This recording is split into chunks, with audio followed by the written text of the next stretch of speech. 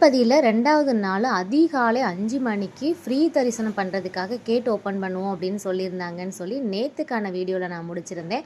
அந்த கேட்டில் தான் இன்றைக்கி காலையில் 4 மணிக்கு நாங்கள் என்ட்ரி ஆகிட்டோங்க. காலை வியூவே ரொம்ப சூப்பராக இருந்துச்சு.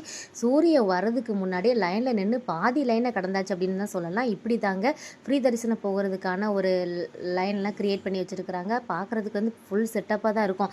லைனுக்குள்ளே என்ட்ரி ஆகிட்டோம் அப்படின்னு சொன்னால் நேராக சாமி கிட்ட கொண்டு போய் தான் விடும். அதுக்கடையில் எங்கேயுமே எக்ஸிட் ஆக முடியாத மாதிரி தான் இந்த பிளான்லாம் பண்ணி வச்சுருக்குறாங்க. நாங்கள் வந்த வழியை திரும்பி பார்க்கும்போது எப்பா அனுமான் வால் மாதிரி நீண்டுக்கிட்டே போகுது.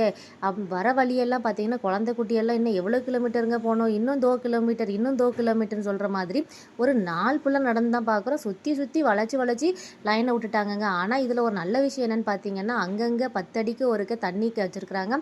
அதே மாதிரி பாத்ரூம் ஃபெசிலிட்டியுமே கொஞ்சம் தூரத்துக்கு ஒருக்க வந்து இருந்துக்கிட்டே இருக்குது. அந்த ஒரு நம்பிக்கையில் தாங்க நடக்க ஆரம்பித்தோம். கிட்டத்தட்ட ஒரு 18 மணி நேரம் காத்திருப்புக்கு பிறகு பெருமாளை வந்து பார்த்துட்டு நிம்மதியாக வந்தோங்க. ஞாயிற்றுக்கிழமை அதிகாலை 4 மணிக்கே லைனில் போய் நிற்க ஆரம்பித்தோங்க. அன்றைக்கி மிட் நைட் 12:10க்கு தான் சாமி தரிசனம் கிடச்சிது. அங்கேருந்து வெளியில் வரதுக்கு பார்த்தீங்க அப்படின்னு சொன்னால் 3:10 ஆகிப்போச்சு. இப்படி தாங்க தரிசனம் போச்சு.